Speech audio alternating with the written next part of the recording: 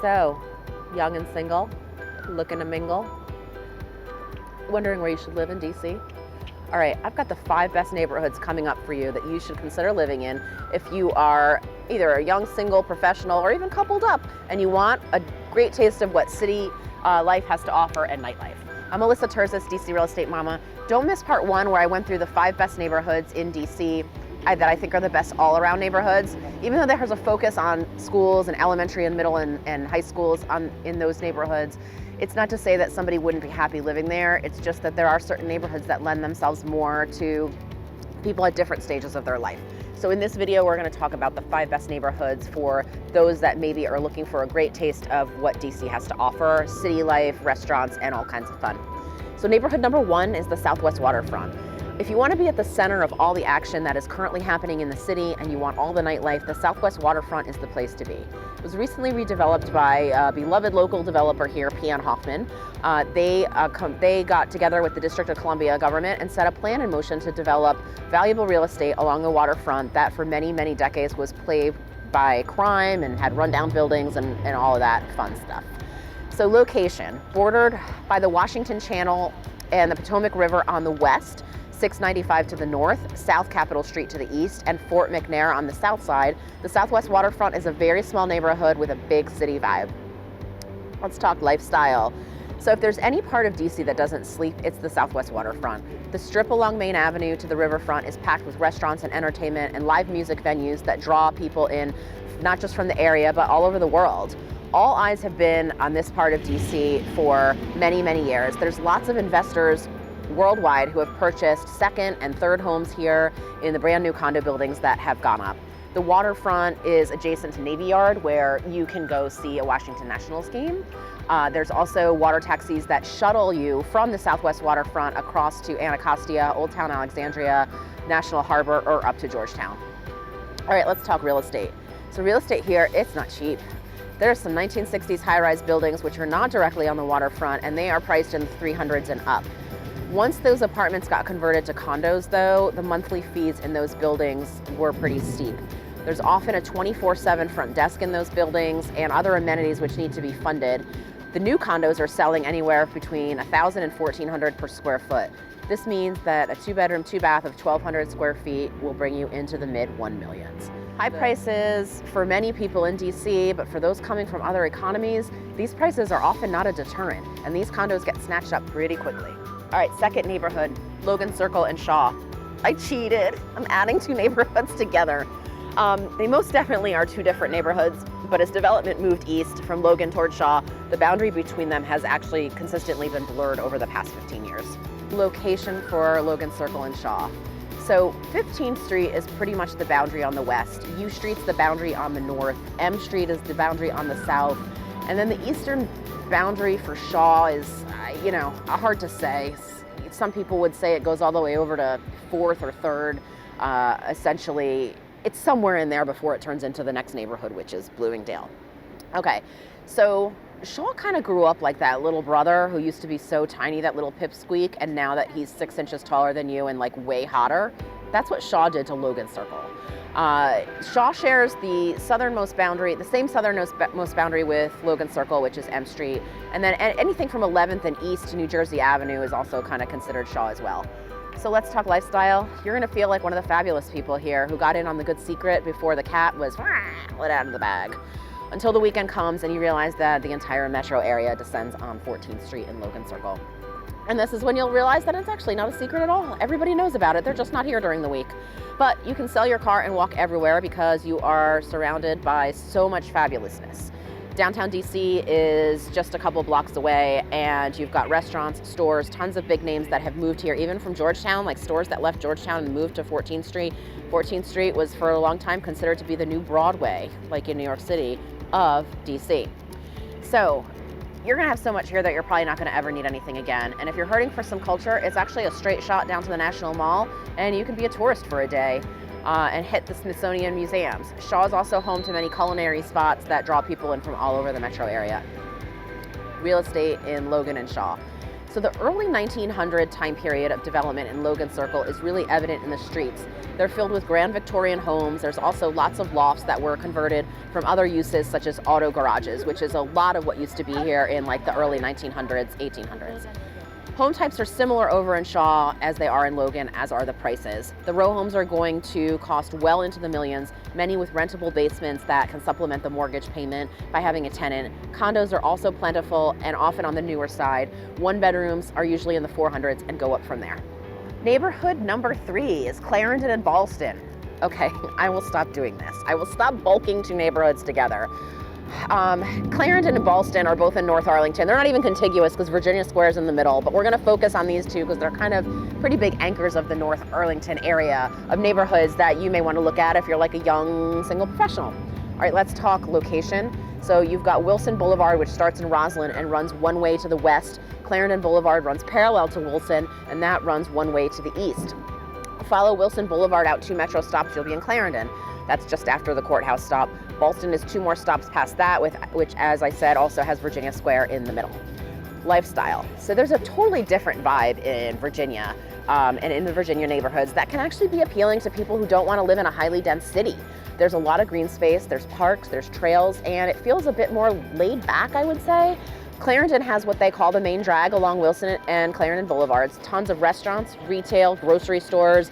Ballston was formerly a quieter area, but it's actually going through a massive redevelopment right now. There are so many new and highly rated restaurants and so much development that's happening that it's actually becoming a destination. All right, let's talk real estate. So 1-bedroom condos are going to run you between $400,000 to $500,000. There's townhomes in Clarendon. They're typically going to be in the $1 million range. You can even get a single family homes here, but they're going to run well into the millions, if not in the 2 to 3 millions. Ballston prices on some of the existing homes are still in the mid to high 6 figures, so still just under $1 million. All right, neighborhood number 4 is Adams Morgan. I a little bit wavered on this because I think Adams Morgan definitely appeals to a very specific person. You've got to enjoy having nightlife right outside your front door. It's a very busy, very hoppin' neighborhood, but there's a lot of cool stuff here, so let's chat about it.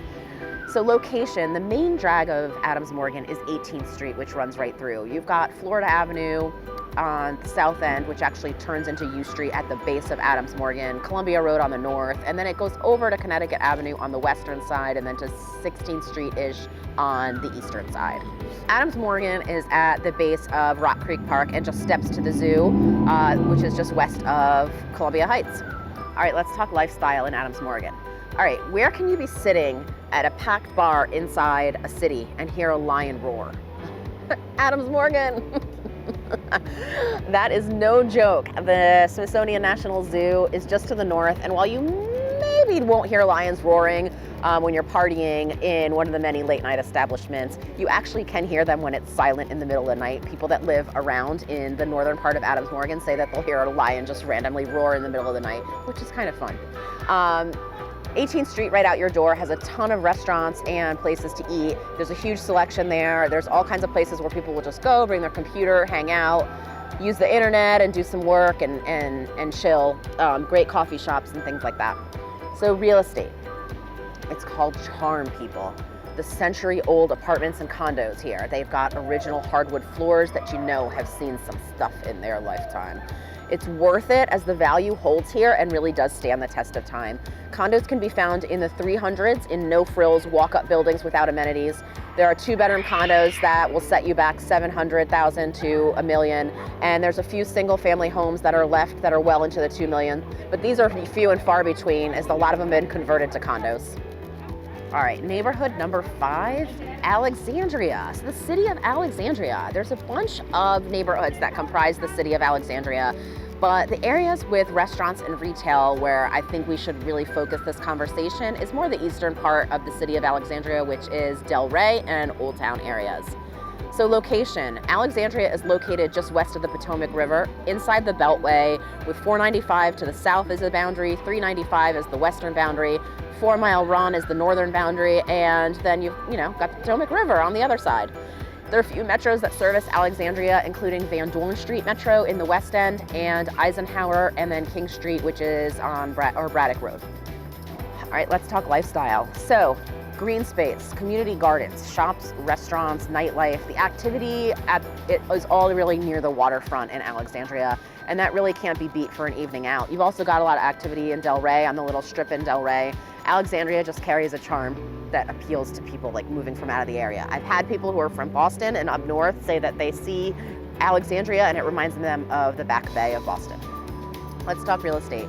So there's some newer condos that have popped up in areas in Old Town, North Old Town. A lot of them have mostly been buildings that are repurposed from commercial or office buildings or factories. Condos can be found here in the 200s, but the newer condos are really going to start in the 400s and go well into the millions. In Alexandria, it's all about the water view. You may have a condo in one building that's a 2-bedroom, 2-bath that doesn't face the water, and that may sell in the 700s or 800s, and that same condo on the other side of the building that has a Potomac River view into the millions. Row homes are priced usually at $1 million and up. In Del Rey, house prices have risen pretty steeply in the last few years. Being walkable to the main strip, Mount Vernon Avenue, where all the restaurants and shops are, is key. There are small 500 square foot condos that exist here, and you can find them in the 200s, but for the most part, the prices in Del Rey go well into the 600s and 700s. There are attached homes, row houses in the 6 to 7s, and then there's single families that'll probably set you back about 800,000 and up. All right, I also want to make a quick mention here of Potomac Yard. I would be remiss to not mention it. It's the northernmost part of Old Town, and anything that's built here is basically post-2000. So the stuff's newer, it's got access to a lot of things, and it's super close to Amazon and National Landing.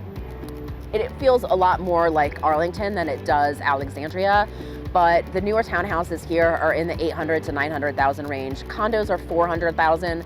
As Amazon finishes building their headquarters, this is a neighborhood to consider as well.